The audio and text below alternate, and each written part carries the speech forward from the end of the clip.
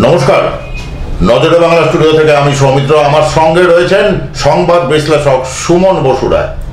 আপনারা নিশ্চয়ই জানেন যে গ্যাস একটা অত্যাবশ্যকীয় পণ্য, যেটা কিন্তু এই মাসের 31 তারিখ তার যে প্রসেস ছিল, যেসব প্রসেসগুলো নিয়ে গ্যাস মেনটেন করতে হতো, সেইগুলো কিন্তু 31 তারিখ বন্ধ হয়ে যাচ্ছে। এবং তাহলে কি হতে পারে বা কি করা যেতে পারে, সেই সব নিয়ে কিন্তু আমাদের সংবাদ বিশ্লেষক সুমন বসু রায় আলোচনা করবেন।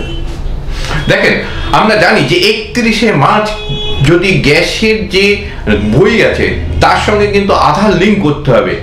এই যে প্রক্রিয়া, এই প্রক্রিয়া 31শে মার্চ শেষ হয়ে যাচ্ছে এবং তারপরে কি হবে সেই নিয়ে কিন্তু মানুষের মধ্যে একটা কৌতূহল রয়েছে, অনেকের মধ্যে কিন্তু অনিশ্চয়তা রয়েছে। কিন্তু কেন্দ্রীয় সরকারের যে গাইডলাইন, তাতে কিন্তু বলা নেই যে 31শে মার্চের পর অর্থাৎ 1 এপ্রিল থেকে তাদের গ্যাসে যে সিলিন্ডার রয়েছে সেটা কি বাতিল হয়ে যাবে, তাদেরকে সিলিন্ডার ফিরিয়ে দিতে হবে, এরকম অনেকে কিন্তু আশঙ্কা করছেন। কিন্তু সেই ধরনের কোনো কিন্তু ঘটনা ঘটবে না বলেই মনে করা হচ্ছে। যেটা জানা যাচ্ছে যে কেন্দ্রীয় সরকার চাইছে তাদের যে অর্থ, যেটা মানুষের কাছ থেকে ট্যাক্সের মাধ্যমে কিন্তু নিয়ে আসা, অর্থাৎ কেন্দ্রীয় সরকারের যে অর্থ সেটা সাধারণ মানুষের অর্থ, সেই অর্থের যাতে কোনো অপব্যবহার না হয়, অপচয় না হয়, সেটার জন্যই তারা কিন্তু বিভিন্ন ধরনের উদ্যোগ নিচ্ছে। আপনি জানেন যে পশ্চিমবঙ্গে বিভিন্ন ধরনের যে প্রকল্পগুলি ছিল, 100 দিনের প্রকল্প থেকে আপনার আবাস যোজনা, সেই টাকা কিন্তু আটকে গেছে। তার কারণ একটাই, সেটা হচ্ছে কেউ যাতে এই যে টাকা, সেই টাকার অপব্যবহার না করে।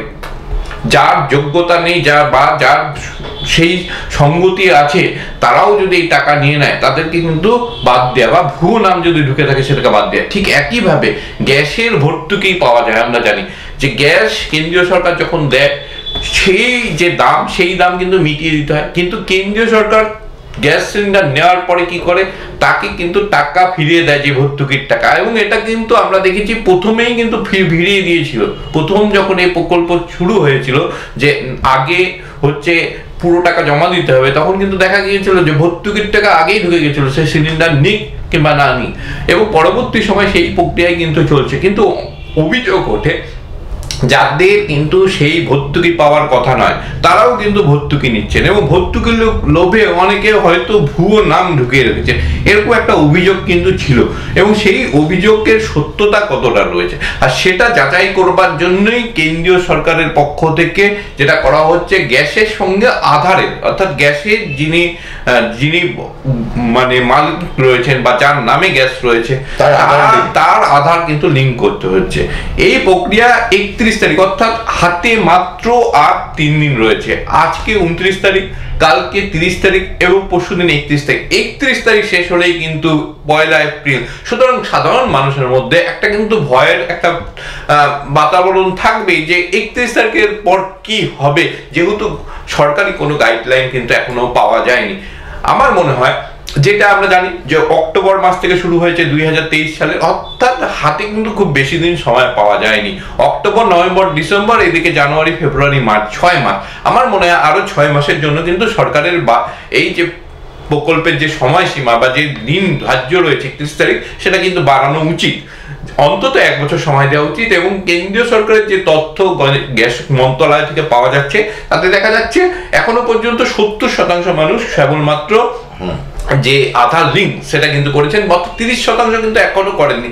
তাদেরকে নিশ্চয়ই কেন্দ্রীয় সরকার একটা কিন্তু সময় দেবেন, এমনটাই কিন্তু আমার মনে হয়। সুতরাং আশঙ্কার কোনো কিন্তু জায়গা নেই। আর যদি হয়, সবচেয়ে বেশি কি হতে পারে, সবচেয়ে বেশি যেটা হতে পারে সেটা হচ্ছে যারা লিঙ্ক করলেন না, তাদের ব্যাংকে যে এতদিন পর্যন্ত ভর্তুকির টাকা ঢুকতো, এপ্রিল মাস থেকে হয়তো সেই টাকা ঢুকবে না।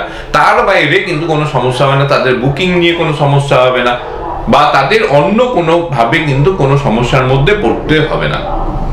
আপনারা কিন্তু শুনলেন যে 31 তারিখ যে লাস্ট ডেট রয়েছে এই আধার কার্ড লিঙ্ক করার জন্য গ্যাসের বইয়ের সাথে, সেটা হয়তো বা সময় বৃদ্ধি হতে পারে। না হলে যে 30% বাকি রয়েছে, তাদের হয়তো ভর্তুকিটা বন্ধ হতে পারে। কিন্তু ঘাবড়ানোর কিছু নেই, কারণ আমরা যা শুনলাম, যা বিশ্লেষণ সুমন বসু রায় করলেন, তাতে বোঝা গেল গ্যাস সার্ভিসটা ঠিকই থাকবে।